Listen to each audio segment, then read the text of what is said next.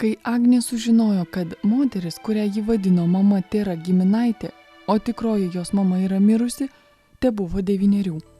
Vaikiškoje galvelėje pasaulis taiga subirėjo į 1000 šūkių, kurios virto skausmu ir liūdesiu. Žinau, kad man tai buvo šokas, nes aš, iš tikrųjų, aš nesitikėjau paprasčiausiai tikrai.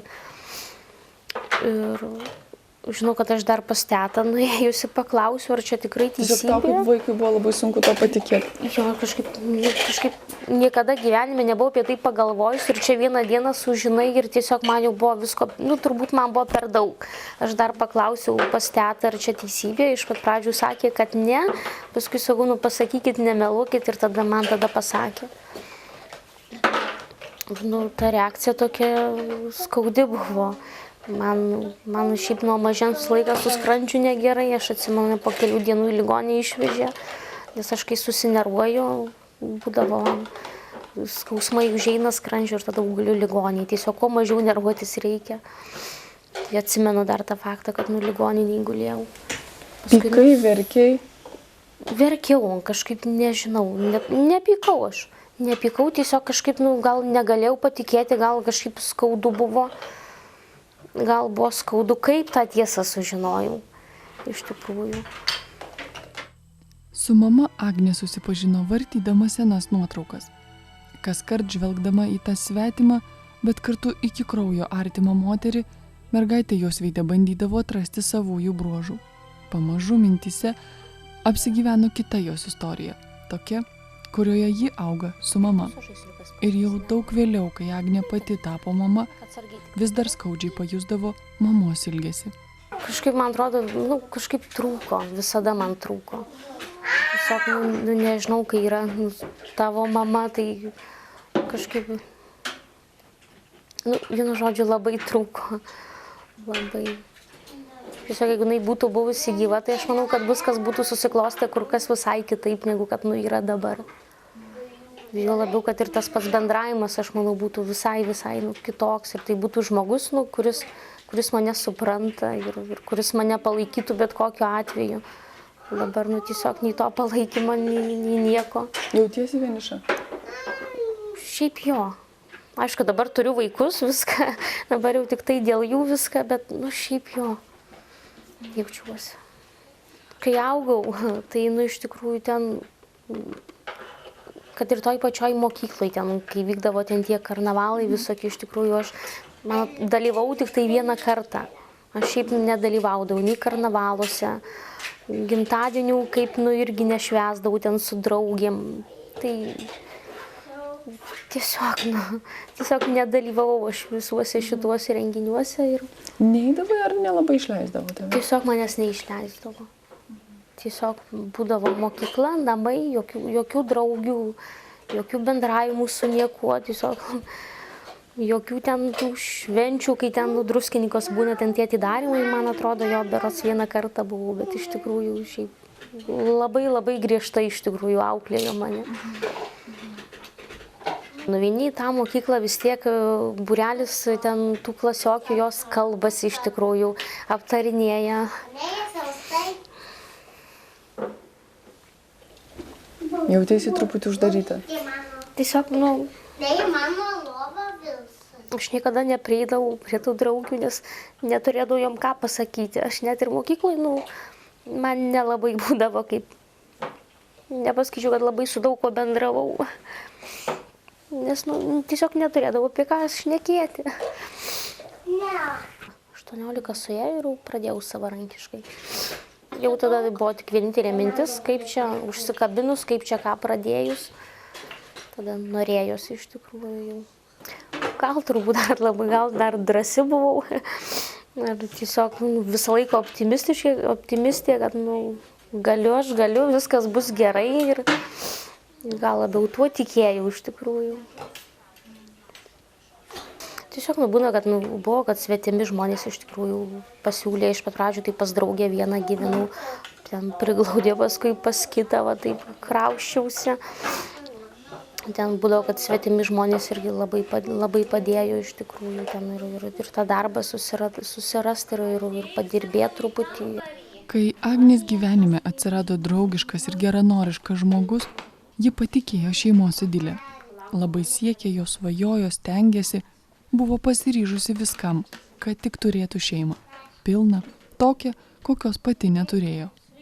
Kai jau aš ištekėjau, tai aš iš tikrųjų galvojau, kad santuoka visam gyvenimui, kad ir kas be nutiktų, visada būsim kartu, visada viską bendrai ten susėsim, pakalbėsim, visada viską įsiaiškinsim ir kad ir kas be nutiktų, visada būsim kartu. Tiesiog tas įsitikinimas iš tikrųjų, jis visada pas mane buvo.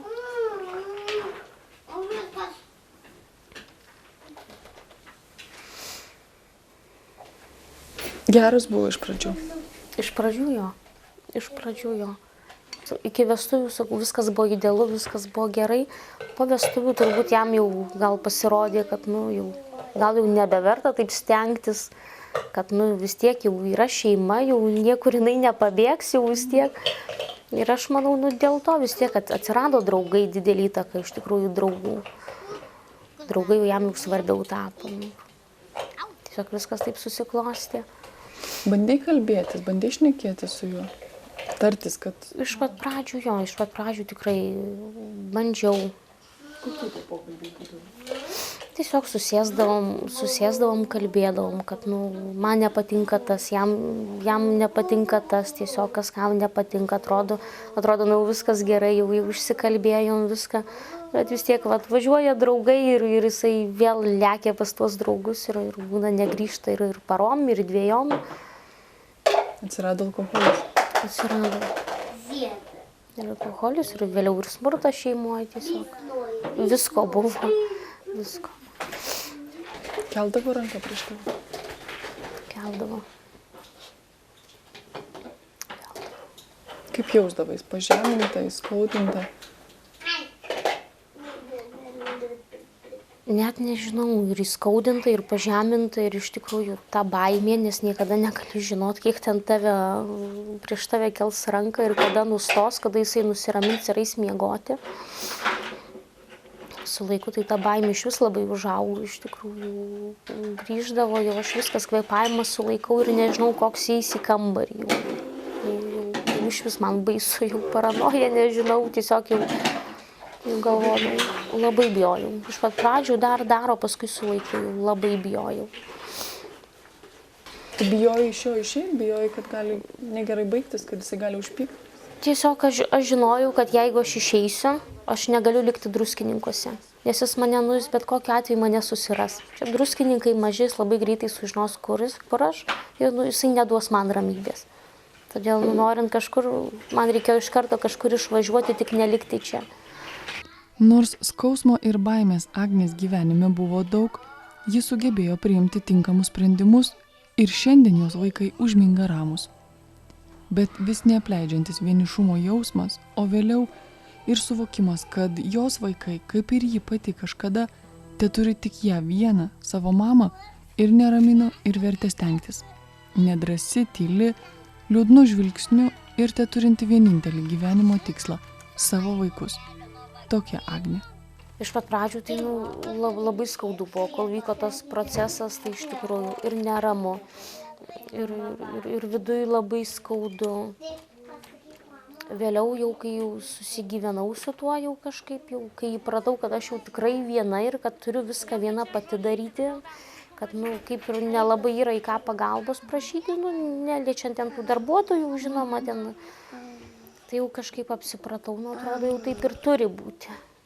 Jinai laiko savyje, viskas, jinai bando pati išspręsti savas problemas. Aš jai vis sakau, tu paimk mano telefoną, paskambink tu man, paprašyk, kad tau kažkokios reikia pagalbos. Jau dabar kažkokia tai pažanga yra, aš jau galiu pasakyti, jau tikrai skambina, ateina, prašo, ar gali ką nors padėti, ar gali vaikutį kokį pažiūrėti. Jau yra kažkoks laiptelis, gal tiesiog jau pamatė, kad kažkaip tai ne tai, kad viena sėdi ir kapstaisi savo tam gyvenime. Pagalbos kažkokios tai iš kažkur kitur gautų.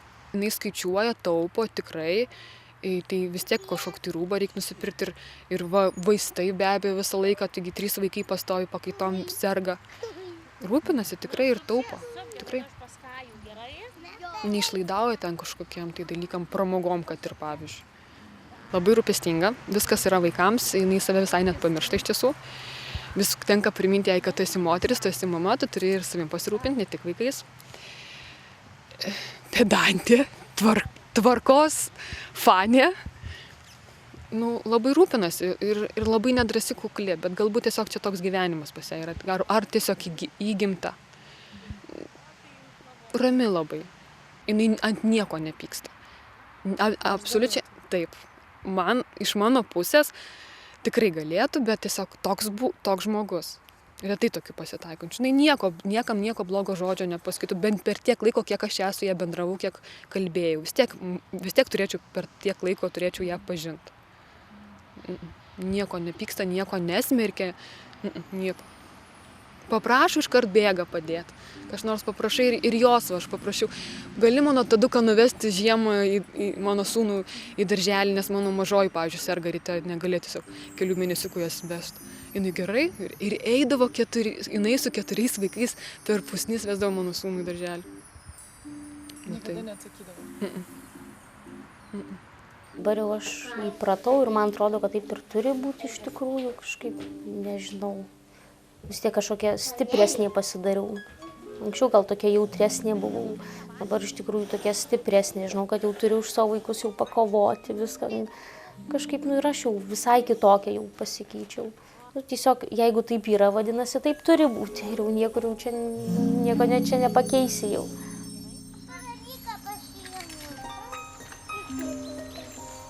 Jisai labai gražus. Tai jis labai gražus.